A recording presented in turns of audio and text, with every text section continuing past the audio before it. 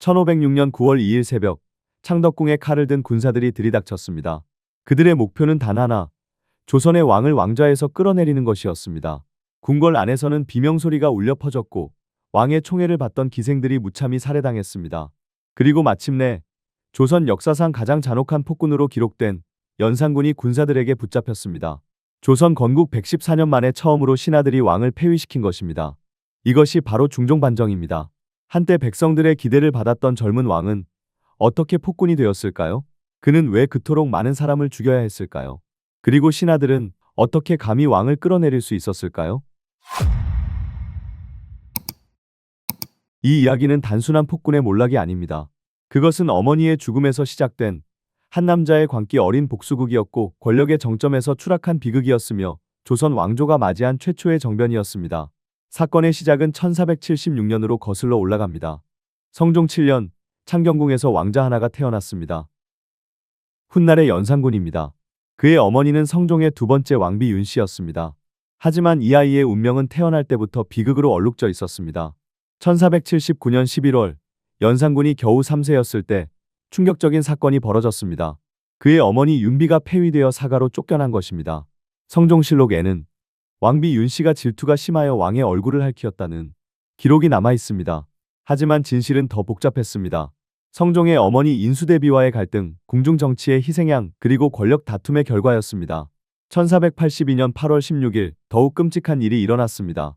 패비 윤씨에게 사약이 내려진 것입니다. 6세의 어린 연산군은 어머니가 갑자기 사라진 이유를 알지 못했습니다.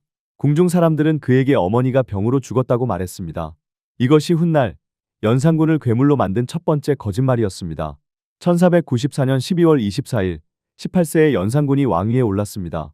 성종이 38세의 젊은 나이로 승하하면서 갑작스럽게 왕이 된 것입니다. 초기의 연산군은 나쁘지 않았습니다. 오히려 총명하고 학문을 좋아했으며 백성을 위하는 모습을 보이기도 했습니다. 연산군 일기 초기 기록을 보면 임금이 경연에 열심히 참석하고 정사를 돌보았다는 내용이 있습니다. 하지만 1498년 모든 것이 변하기 시작했습니다.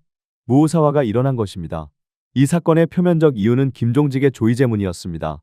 하지만 실제로는 훈구파와 살인파의 권력 다툼이었습니다. 연산군은 이 사건을 통해 권력의 냉혹함을 배웠고 동시에 자신의 권력을 과시하는 방법을 터득했습니다. 1504년 연산군의 인생을 완전히 바꾼 사건이 일어났습니다. 그가 마침내 어머니 윤비의 진실을 알게 된 것입니다. 어떤 경로로 알게 되었는지는 명확하지 않지만 그가 받은 충격은 상상을 초월했습니다. 자신이 20년 넘게 속아 살았다는 것, 사랑하는 어머니가 억울하게 죽었다는 것, 그리고 그 죽음에 많은 사람들이 연루되어 있다는 사실을 알았을 때 연산군의 마음속에서 무언가가 부서졌습니다. 그에 일어난 갑자사화는 연산군의 복수극이었습니다. 어머니의 죽음에 관련된 모든 사람을 찾아내어 처형했습니다. 이미 죽은 사람들은 부관참시했고 그 자손들까지 연좌제로 처벌했습니다. 연산군 일기에는 임금의 분노가 하늘을 찔러 많은 사람이 죽었다고 기록되어 있습니다. 하지만 복수는 그를 만족시키지 못했습니다. 오히려 더 큰 광기로 이어졌습니다. 연산군은 점점 더 많은 사람을 죽였고 백성들을 괴롭혔으며 향락에 빠져들었습니다. 그는 전국에서 미녀들을 뽑아 궁으로 데려왔고 이들을 위해 성균관을 유흥장으로 만들었습니다. 조선 최고의 학문 기관이 기생들의 놀이터가 된 것입니다. 1506년에 이르러 연산군의 폭정은 극에 달했습니다. 그는 백성들의 집을 빼앗아 사냥터를 만들었고 간언하는 신하들을 가혹하게 처벌했습니다. 심지어 한글 사용을 금지하고 역사서 편찬을 중단시켰으며 언로를 완전히 막아버렸습니다. 연산군의 폭정이 심해질수록 조정의 분위기는 차가워졌습니다. 하지만 아무도 감히 입을 열지 못했습니다. 왜냐하면 조금이라도 왕의 비위를 거스르면 즉시 죽음이 기다리고 있었기 때문입니다. 1504년 갑자사화 이후 연산군은 완전히 다른 사람이 되었습니다. 어머니의 죽음이라는 트라우마가 그를 집어삼킨 것입니다. 그는 밤마다 악몽에 시달렸고 낮에는 광기 어린 명령들을 쏟아냈습니다. 궁녀들은 왕의 눈빛만 봐도 공포에 떨었습니다.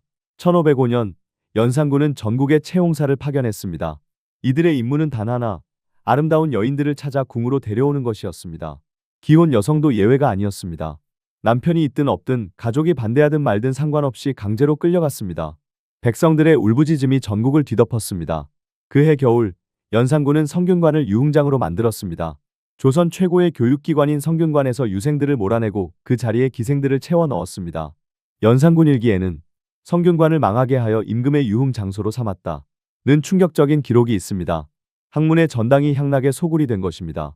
이 소식을 들은 신하들은 어떤 심정이었을까요? 그들은 분노했지만 동시에 두려웠습니다. 목숨을 걸고 간언해야 할까? 아니면 침묵으로 살아남아야 할까? 대부분은 침묵을 선택했습니다. 하지만 그 침묵은 점점 더 큰 죄책감으로 그들을 짓눌렀습니다. 1506년 초, 연산군의 행동은 더욱 기괴해졌습니다. 그는 한양 도성 안에 거대한 사냥터를 만들기로 했습니다. 이를 위해 수많은 백성들의 집을 강제로 철거했습니다. 하루아침에 집을 잃은 백성들은 거리로 내몰렸고 추운 겨울 날씨에 얼어 죽는 사람들이 속출했습니다. 그해 봄, 연산군은 새로운 명령을 내렸습니다. 한글 사용을 금지한다는 것이었습니다. 그 이유는 익명으로 왕을 비판하는 한글 벽보가 발견되었기 때문입니다. 한글로 쓴 문서는 모두 불태워졌고 한글을 가르치거나 사용하는 자는 엄벌에 처해졌습니다. 세종대왕이 백성을 위해 만든 문자가 금지된 것입니다. 이즈음 궁궐 안에서는 은밀한 모임이 시작되었습니다. 박원종, 성희안, 유순정 등 중신들이 밤마다 모여 속삭였습니다. 이대로 가다가는 나라가 망한다. 왕을 폐위시켜야 한다. 하지만 이것은 엄청난 결단이었습니다. 조선 건국 이래 한 번도 일어나지 않은 일, 신하가 왕을 끌어내린다는 것은 상상조차 할 수 없는 일이었습니다. 그들은 명분이 필요했습니다. 단순히 왕이 폭군이라는 이유만으로는 부족했습니다. 왕을 대신할 인물도 필요했습니다. 그들의 선택은 성종의 둘째 아들 진성대군이었습니다. 연산군의 이복동생이었습니다. 1506년 8월, 연산군은 또 다시 충격적인 명령을 내렸습니다. 자신의 이복동생 진성대군을 제주도로 유배 보낸다는 것이었습니다. 이유는 명확하지 않았지만 아마도 왕위를 위협할 수 있는 존재를 제거하려는 의도였던 것 같습니다. 하지만 이 결정이 역설적으로 반정의 불씨를 당겼습니다. 박원종은 생각했습니다. 지금 움직이지 않으면 진성대군마저 죽을 것이다. 그렇게 되면 영원히 기회가 사라진다. 그는 결심했습니다. 9월 1일 밤 박원종은 동지들을 모았습니다. 내일 새벽 거사를 일으킨다. 그날 밤 궁궐 안팎에서는 이상한 기운이 감돌았습니다. 연산군의 총애를 받던 기생들은 평소처럼 왕과 함께 술을 마시고 있었습니다. 궁녀들은 피곤한 몸을 이끌고 잠들었습니다. 아무도 몇 시간 후에 일어날 일을 예상하지 못했습니다. 9월 2일 새벽 4시 드디어 거사가 시작되었습니다. 박원종이 이끄는 군사 300여 명이 창덕궁 정문을 향해 진군했습니다. 궁궐을 지키던 내금이들은 혼란에 빠졌습니다. 대체 무슨 일인가? 하지만 반정군의 기세에 압도되어 대부분 항복했습니다. 궁궐 안으로 들어간 반정군은 먼저 연산군의 총신들을 제거했습니다. 임사홍, 신수근 등 연산군을 부추기고 폭정을 방조한 자들이 차례로 목이 베었습니다. 연산군의 총애를 받던 기생들도 무참히 살해당했습니다. 궁궐 안은 순식간에 아수라장이 되었습니다. 새벽 5시 반정군은 마침내 연산군이 있는 처소에 도달했습니다. 문을 박차고 들어간 그들이 본 광경은 놀라웠습니다. 조선의 왕, 연산군이 술에 취해 기생들 사이에서 골아떨어져 있었던 것입니다.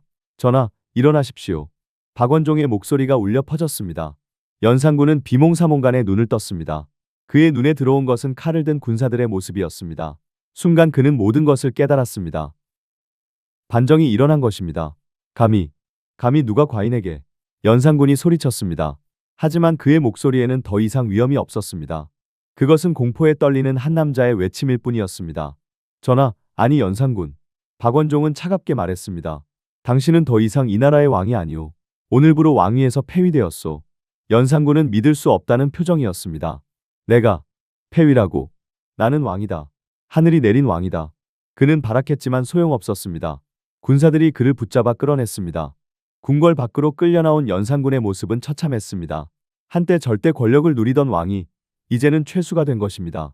중종실록에는 연산군이 끌려나올 때 크게 울부짖으며 살려달라고 애원했다. 는 기록이 있습니다. 같은 날 오전 진성대군이 왕으로 추대되었습니다. 그가 바로 중종입니다. 조선 역사상 최초로 반정으로 왕위에 오른 왕이었습니다. 백성들은 환호했습니다. 폭군의 시대가 끝났다고 믿었습니다. 연산군은 교동도로 유배되었습니다.